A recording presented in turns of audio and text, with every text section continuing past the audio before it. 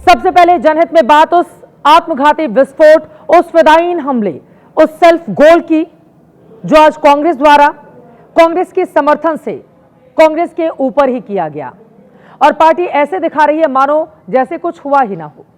दिल्ली में भारतीय राष्ट्रीय कांग्रेस के मुख्यालय पर आज हमने एक सांकेतिक बोर्ड टांगा है, उस पर कुछ स्लोगन लिखे हैं। आप इन्हें गौर से पढ़ें और ये जानें कि हमने कुछ गलत तो नहीं लिखा। पहला शब्द है आ बैल मुझे मार, दूसरा है हम नहीं सुधरने वाले, तीसरा हमें आत्मघाती पसंद है और चौथी लाइन है हम अपने कर्मों से डूबेंगे। और अब देश की सबसे पुरानी पार्टी को ऐसे स्लोगन सुझाने की वजह समझ लें। कहते हैं गलती एक बार होती है तभी तक गलती कहलाती है, अगर बार बार होने लगे तो उसे मूर्खता कहते हैं।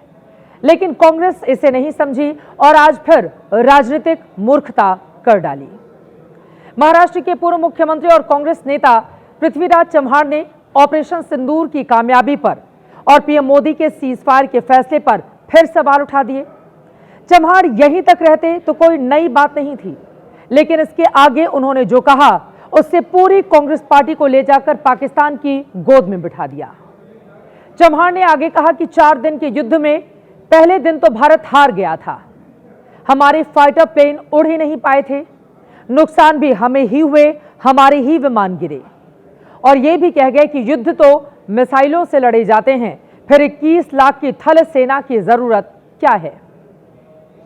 अगर आपको लग रहा है कि पृथ्वीराज चव्हाण के बयान पर पूरी कांग्रेस को दोष देना अति है, तो नहीं, हम आपको इस बयान पर कांग्रेस की मौन सहमति के साक्षात प्रमाण भी देने वाले हैं।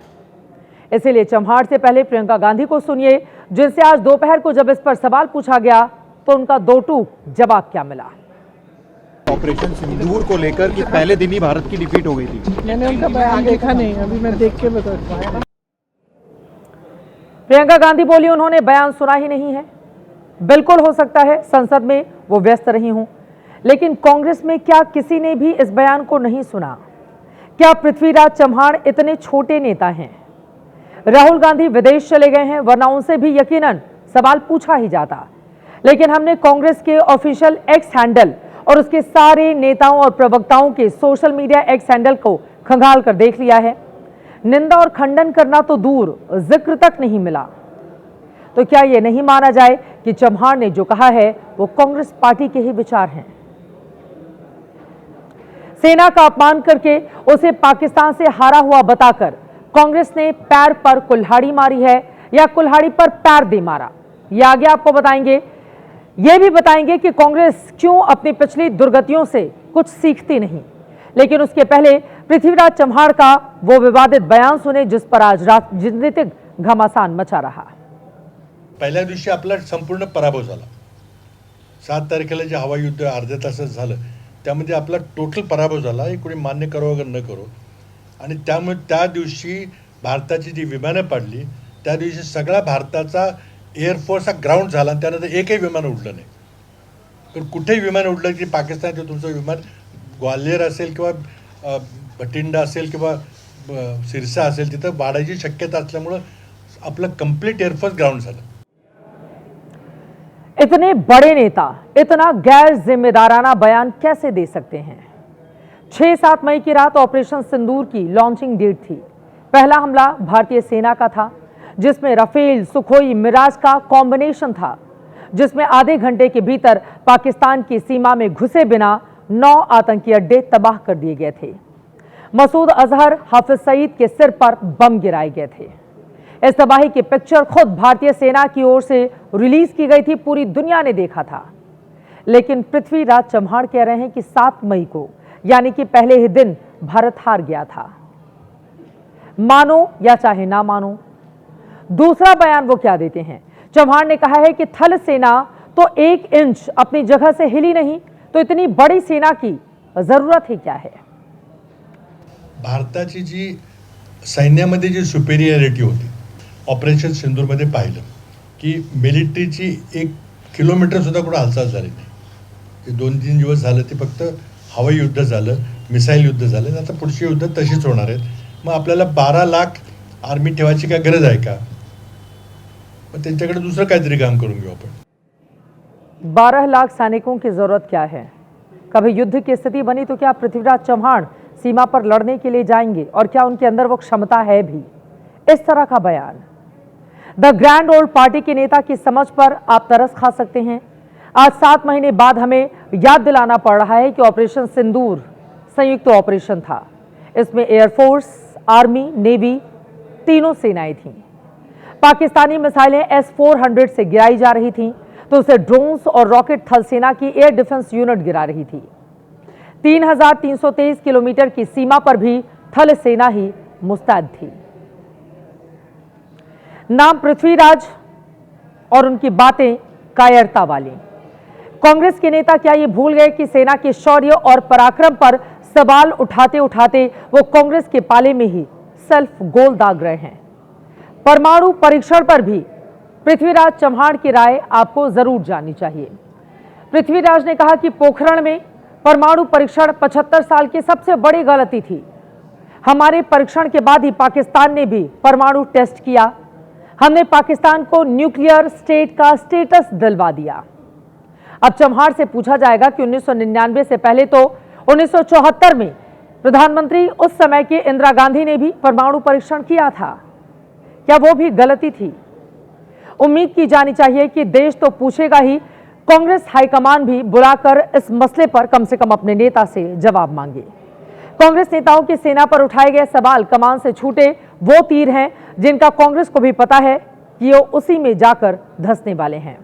आपको याद होगा 2016 में सर्जिकल स्ट्राइक पर सवाल उठाए गए थे. पाकिस्तान तो छोड़े, खुद कांग्रेस नेताओं ने दावे कर दिए थे कि पाकिस्तान में घुसकर कोई आतंकी कैंप ध्वस्त नहीं किया गया, सिर्फ कुछ पेड़ उखाड़ कर लौट आए. सेना के अपमान का नतीजा कांग्रेस ने 2019 के चुनाव में देखा है. 2019 में जब पुलवामा के बाद एयर स्ट्राइक हुई तब भी सरकार की मंशा के साथ सेना के पराक्रम पर सवाल खड़े किए गए. देश ये कैसे भूल सकता है कि देश की सबसे पुरानी पार्टी अपने ही आर्मी चीफ को गुंडा तक बताती रही. सरकार को सियासी नाटककार और जाबाज सेना को भी इस नाटक का कलाकार कहा था. इसका अंजाम भी कांग्रेस ने 2019 के बाद कई राज्यों में और फिर 2024 के चुनाव में भुगता. लेकिन इतिहास से सीखने की बजाय कांग्रेस ने 7 मई 2025 के बाद भी वही रास्ता चुना कि अगर हम सर्जिकल स्ट्राइक, एयर स्ट्राइक के बाद के बयान सुनाने लगेंगे तो बहुत वक्त जाया चला जाएगा. ऑपरेशन सिंदूर को 7 महीने हो चुके हैं. खुद नेता प्रतिपक्ष राहुल गांधी ने संसद में कहा था कि ऑपरेशन सिंदूर पहलगाम के खून के छींटों को मिटाने के लिए एयरफोर्स के साथ मिलकर रचा गया सरकार का नाटक था. वो बयान भी सुन लीजिए. The goal of this exercise was to protect the Prime Minister's image. The goal of the exercise, because he has the blood of the people of Pahalgam on his hands, the goal of the exercise was to make sure that he used the Air Force to protect his image. यानी राहुल गांधी कह रहे थे कि operation सिंदूर के बाद प्रधानमंत्री मोदी का Adampur airbase जाना, वहां जाकर भारतीय सैनिकों का हौसला बढ़ाना, पाकिस्तान को रौंदने के लिए उनकी पीठ थपथपाना, ये सब नाटक था. वो पीएम पर नहीं, सेना पर भी सवाल उठा गए. इसलिए प्रधानमंत्री मोदी ने भी 29 जुलाई को संसद में जो कहा वो आपको फिर से सुनाना जरूरी है. दुनिया का समर्थन तो मिला, दुनिया के देशों का समर्थन मिला, माननीय है, लेकिन ये दुर्भाग्य है कि मेरे देश के वीरों के पराक्रम को कांग्रेस का समर्थन नहीं. सवाल उठता है कि ऑपरेशन सिंदूर पर कांग्रेस की लाइन पाकिस्तान की लाइन से तो तभी मैच हो गई थी, तो अब पृथ्वीराज ने जो बोला है क्या ये उसी की अगली कड़ी नहीं माना जाएगा? क्या इतने घंटों बाद भी कांग्रेस की चुप्पी ऐसे ना देखी जाए कि ये उसी का बयान है, क्योंकि मौन सहमति क्या इसके पीछे है?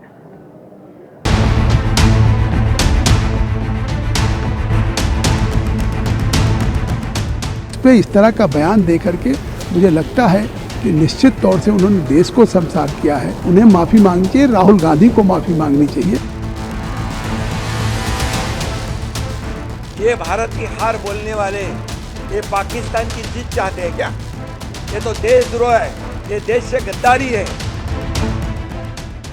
जो लोग सेना के शौर्य को अपमानित करते हैं वो कभी देश हित की बात सोच ही नहीं सकते। ऐसे बेशरम लोग माफी नहीं मांगते हैं। ऐसे बेशरम लोग इस देश के नाम पे कलंक है और इन लोगों को क्या कहिएगा माफी मांगे ना मांगे, इनको जनता पूरी तरह नकार चुकी है।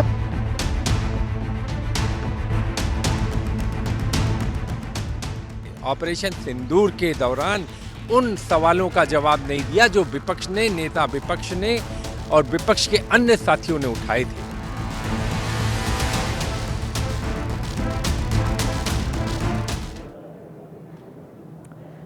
सवाल सरकार पर प्रश्न चिन्ह लगाने का नहीं है, वो तो विपक्ष का अधिकार है।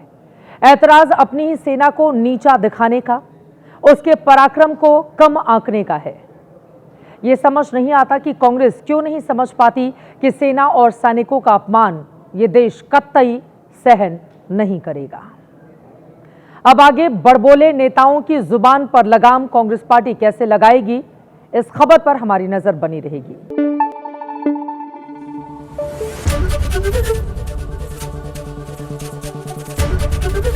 एबीपी न्यूज आपको रखे आगे।